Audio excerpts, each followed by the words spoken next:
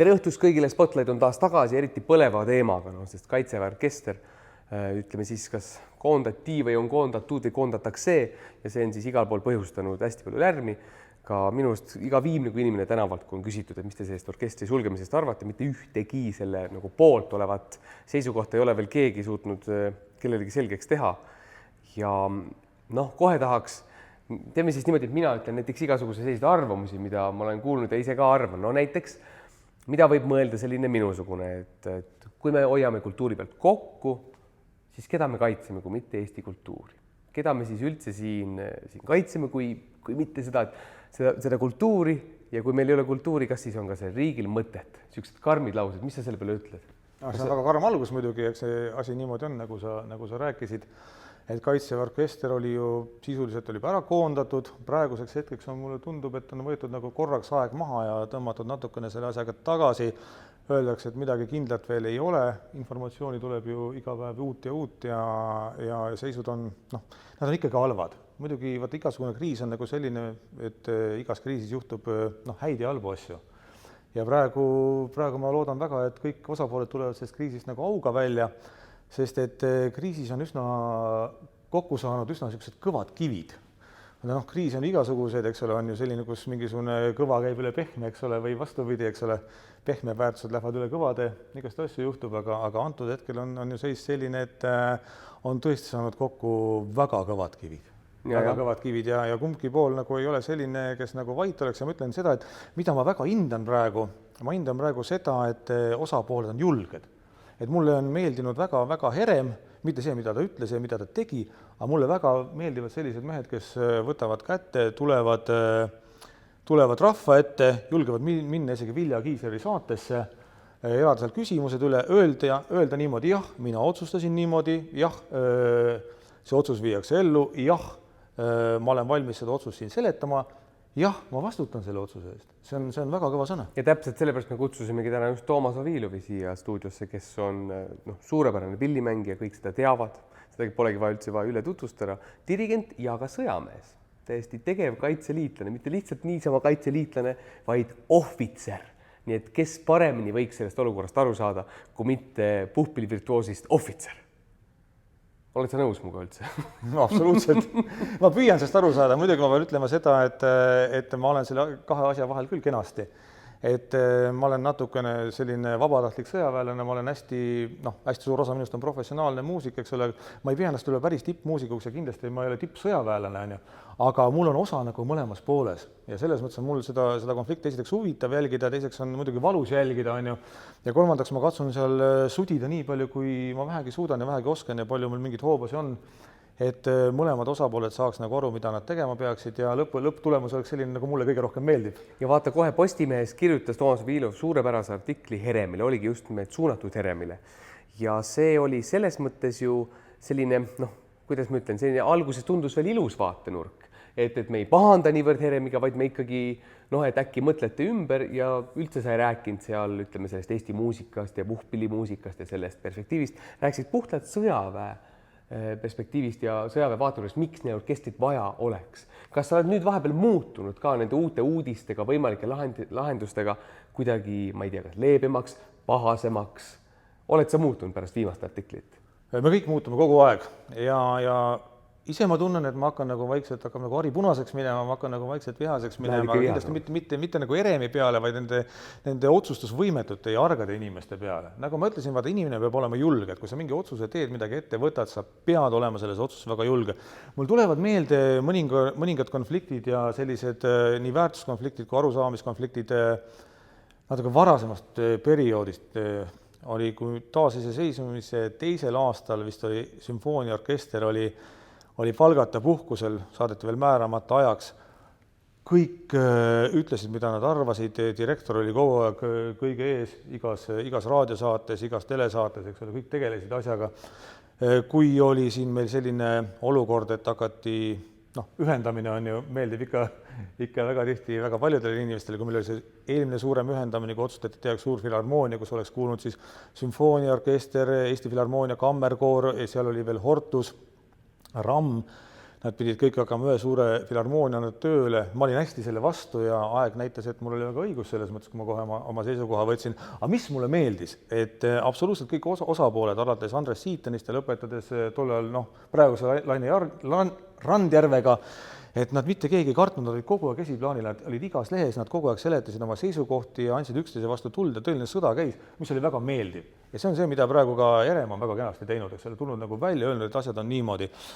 Aga mis mulle nagu selles kohas praegu nagu ei meeldi, on, ütleme, valitsusringkondade käitumine, kindlasti mulle ei meeldi Kultuuriministeeriumi käitumine, mulle ei meeldi kultuuriministri käitumine ja mulle absoluutselt ei sobi praegu muusikanõuniku käitumine, kes nagu käituvad, ütleme niimoodi, nagu kui meil oleks Välisministeerium ja käituks niimoodi, et kui meil näiteks Liibanonis mõned ratturid kaotusi lähevad, ütleme Valgevenes näiteks mõni meie kodanik kinni võetakse ja hakkab selle ära kaduma vaikselt, kes ütlevad ei, et see on nagu teine riik, et võib-olla see polegi meie Välisministeeriumi asi nii väga, eks ole, et samamoodi on Kultuuriministeerium, kultuuriminister peaks praegu võtma väga jõulise seisukoha ja tegelikult peaks meie muusikanõunik kogu aeg käima muusikutega suhtlemas ja andma selge signaali, et te olete osa meie kultuuripildist, hoolimata sellest, et te kuulute teise ministeeriumi alla, eks ole, te olete osa meie puhkpillimuusikast, meie ajaloost, meie kultuurist ja te olete meile väga vajalikud ja ärge muretsege.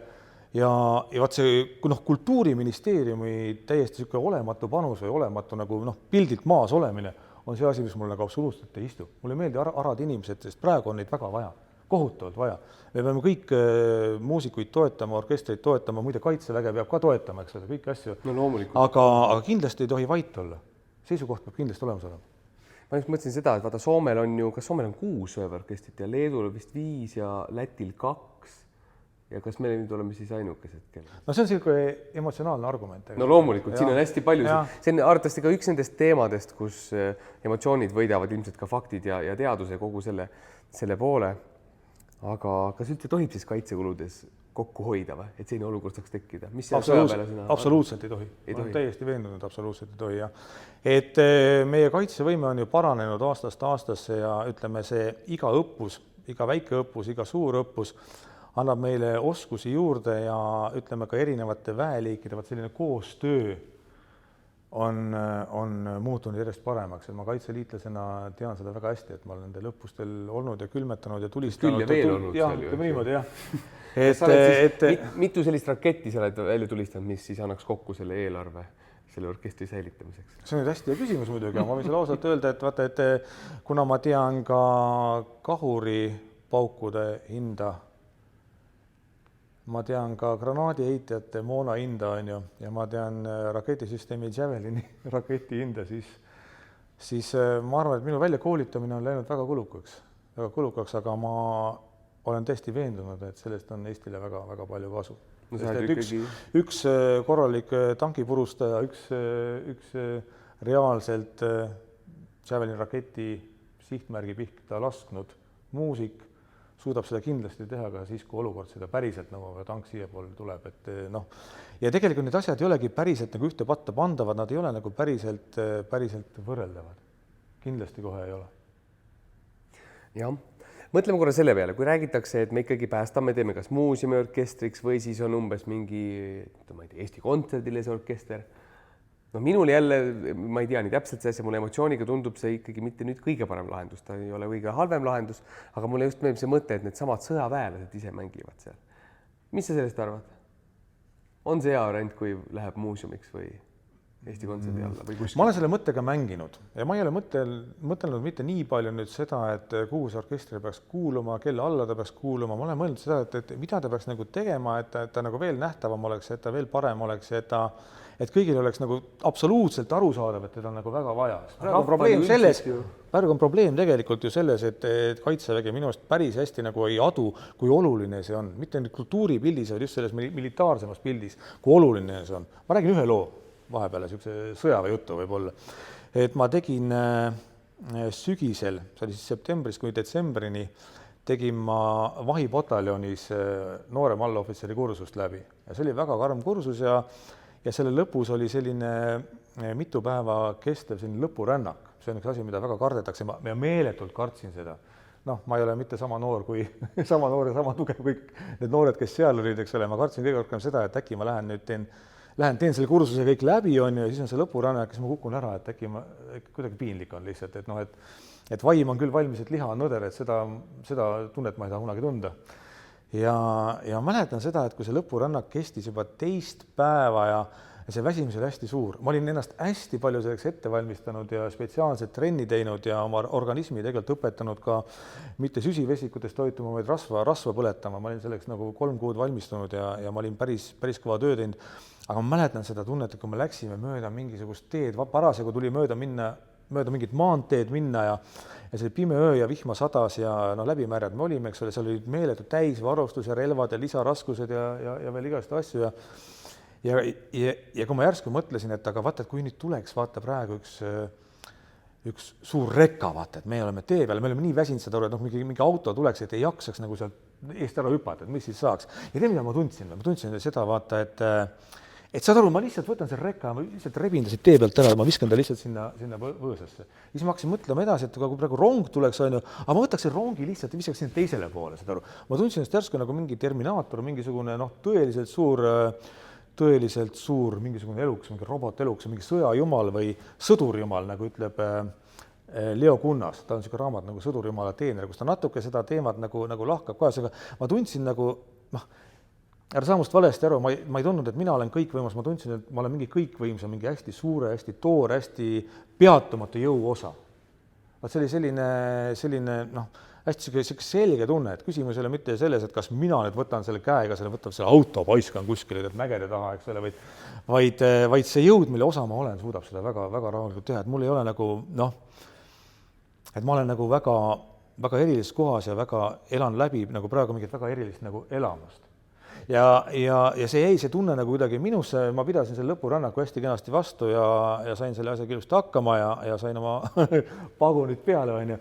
Aga mida rohkem ma sellele tundele nagu takkajärgi mõtlen, seda rohkem ma mõtlen selle peale, et see jõud oli selline külm ja hästi toores ja meeletult jõuline, natukene vihmane, vaata selline metall, mis on vihma käes kuskil kuuvalge löös ja kunagi ta nagu ei roosteta ära ka veel, vaat selline, aga läbinisti tundetu ja ma sain aru, et kui siin seda tunnet ei ole, kui sinna üldse seda mingisugust soojust või kas naiselikku soojust või mingisugust muusikasoojust, kunstisoojust, Arvo Pärdi ühte nooti, et kui seda seal sees ei ole, et siis me oleme kõik põrgus, siis me oleme lihtsalt täiesti põrgus omadega. Vaat mul on selline nagu selline tunne ja vaat selline meeleline tunne, mida ma olen tahtnud kuidagi kogu aeg sõnadesse panna ja vaata, kui ma siin saates olen praegu, mul on õudselt hea meel, et ma siin selle loo ära rääkida, et vaat see on see, mida Leo Kunnas ütleb, et sõdurjumal või selline, et sellele pühenduda, sellele elada, sellele ennast anda, et see on tegelikult hästi suur, hästi võimas, hästi püha, hästi õige asi, aga see vajab enda kõrvale mingisugust sellist nagu soojust ja vaat midagi muud ja see on kindlasti orkester, see on kindlasti minu jaoks kui muusika jaoks on ta selgelt orkester ja täpselt niimoodi on, et peale kõige muu, mida ma artiklites olen kirjutanud ja mida ma olen intervjuudes rääkinud selle asja kohta, on võib-olla minu nagu tegutsemise ja minu jutu ajendiks võib-olla just see lugu, mis ma praegu rääkisin. Niisugune vahepealne väike vinjetiks, nagu Laura ütles selles pisuhännas, et võib-olla väike looke, väike vinjetiks. Ja. Kuigi mina mõtlesin ka selle peale, et Kaitseväe orkester mingis mõttes ju paistab võib-olla orkestrites veel kõige rohkem silma, ta on ju igas linnas, platsil. Ma olen isegi koos esinenud selle orkestriga näiteks Võru linna ja Võru linna Tamula järve peal, eks ju. Igale poole ta on ju tegelikult läinud, et ta on inimestel ju südames.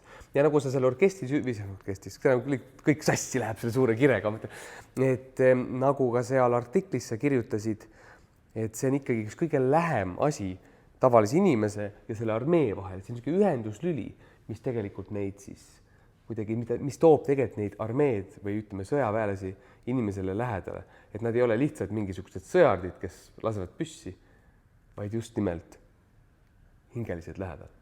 Ja muidugi, kujutame ette, vaata, et meil on siin vastas on see 4 tiik, eks ole, kaunis pargikene, et kujutame nüüd ette, et Eesti Kaitsevägi või Kaitseliit teeb seal mingisuguse hästi toreda sellise armsa propagandaürituse, et see on suvel, päike paistab, on linnud laulavad, saab suppi, saab relva katsuda, saab pasunad puhuda, saab võib-olla mingisugust mütsi endale pähe proovida, saab kindlasti teha endale näkku sellist rohelist kamo, sinna natuke musta ja pruuni ka ja igast asju saab teha aga kujutan ette, et seal ei ole nagu muusikat. ja seal ei ole võib-olla natuke õhupalle ja natukene selliseid toredaid ja lõbusaid, ütleme, kodutütreid ja neid noorkotkaid selliseid, noh, et ongi vaata see sõdur jumal kogu oma selles ilus, see on kindlasti väga ilus jumal, ma arvan. Et kujutame ette, et seal on ainult selline ja mõelgem, milline see üritus siis sellisel juhul oleks. Noh, tal ei oleks ju, noh, siin ei läheks keegi. Kindlasti ei läheks. Et esimene asi, mis sa eemalt kuulad, et ohoo, puhkpilliorkester mängib, järelikult seal on midagi toredat, midagi ägedat, lähme vaatama. Ohoo, õhupallid, ohoo, ilus kodutütar, ohoo, eks ole, noh, toredad kaitseliitlased ja vaata näovärid ja vaata, kui tore, et siin on mingisugune relv ka, ei tea, mis see relv teeb. Et mille jaoks ta on, eks ole, et nii edasi. Aga sellest ma olen tegelikult rääkinud, aga see ei olegi võib-olla nii põnev kui see, kui me fantaseeriksime näiteks sellel teemal, et milline see orkester peaks siis olema ja vaata, sest hästi palju räägitakse ju praegu sellest, et jah, et meie sõjaväemuusikaga on nüüd ühel pool, Eesti kultuur on saanud korvamatu kaotuse, on ju, ja kindlasti on meil muusikaharidus ka, noh, selle muusikahariduse pole üldse enam mõtet, sellepärast, et kaks orkestrit on kinni pandud, et millised need orkestrid peaksid olema, et need asjad oleks tegelikult kaetud, sest need on emotsionaalsed argumendid ja ei tohi unustada seda, et sellel orkestril on kogu aeg olnud oma ülesanne, absoluutselt oma ülesanne, täita muusikaga sõjaväelised tseremooniad, üritused, aktused, mingisugune kaitseõpingute, noh, koolide, ma ei saa, tuleb praegu see sõna ka meelde, nagu sa ütlesid, et jutt on emotsionaalseks kiireks läinud, eks ole, et tegelikult neil on ju tööd olnud meeletult palju ja see on niisugune nagu ühekülgne töö, et kui me nüüd ütleme, et puhkpillimuusikaga on aamen ja ütleme, et on ka selle kultuuriga aamen, siis ma hästi palju fantaseerisin kodus just sellega, et milline see peaks siis olema, milline see orkester peaks siis olema, mida ta veel peaks tegema. Ja siis ma hakkasin kirja panema, et kultuur oleks nagu kaetud ja siis ma leidsin seal mingeid punkte, mingi 9-10. Kindlasti peaks andma vähemalt 2 täismõõdulist üks suurt kontserti kuus. Noh, ütleme 2 kontserti on normaalne, eks. Natukene võib-olla mõned sellised sõjaväeüritused ka, aga põhimõtteliselt teeme proovi. Siis peaks olema uute teoste tellimine, siis peaks olema seal juures kindlasti ütleme tähtpäevadel suurte kontsertide tegemine, siis peaks seal olema juures kindlasti koostöö näiteks Eesti Riikliku Sümfooniaorkestriga, ütleme, kas mingid suured oratoriaalsed suurteosed, kus on vaja lavataguseid orkestreid, kus on vaja veel rõdude peale orkestreid, kus on vaja taha rõdule orkestrid, noh, Berliozi Requiem näiteks on selline teos kindlasti ja kindlasti koostöö näiteks Muusikaakadeemia ja puhkpilliorkestriga, sümfooniaorkestriga, siis ma jõudsin sinna veel hästi palju kirjutada, siis ma sain aru, et kui ta tahaks nagu kultuuripildis olla nagu noh, täies ilus kultuuripildis, ta peaks tegema nagu hullu tööd.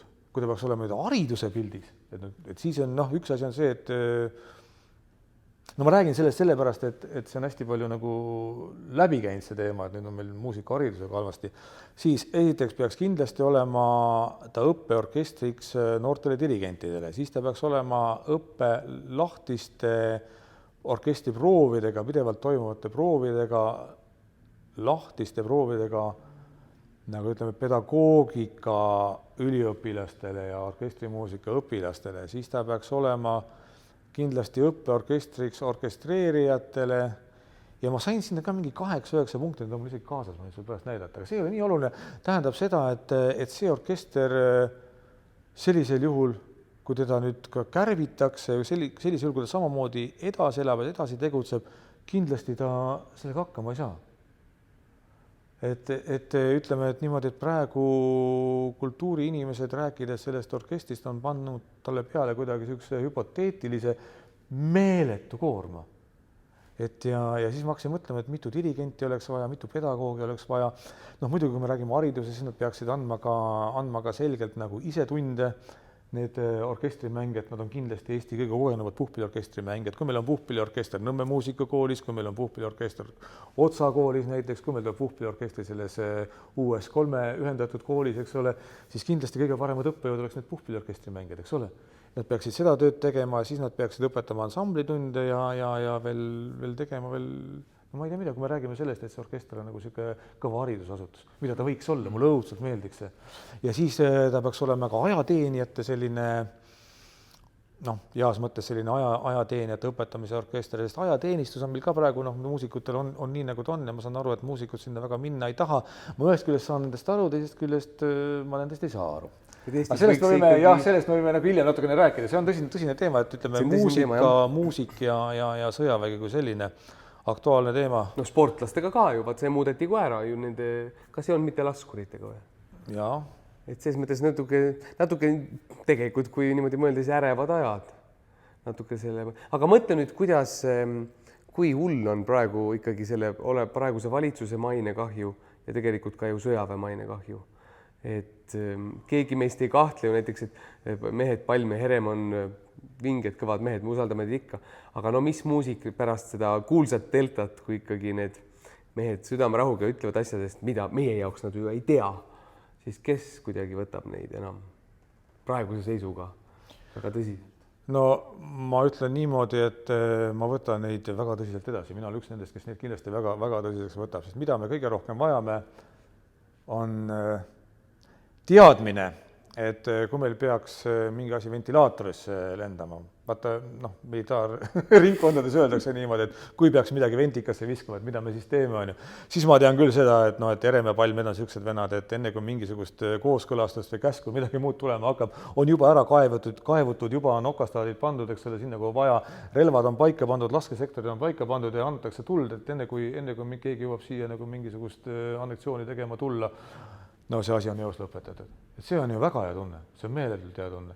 Ja teiseks on see, nagu ma juba meie saate lõigu alguses ütlesin, et see julgus, see tavaline kodaniku julgus tulla välja, öelda, mida sa arvad ja öelda, millises seisus asjad on, eks ole, et see on ka minu arust väga õige.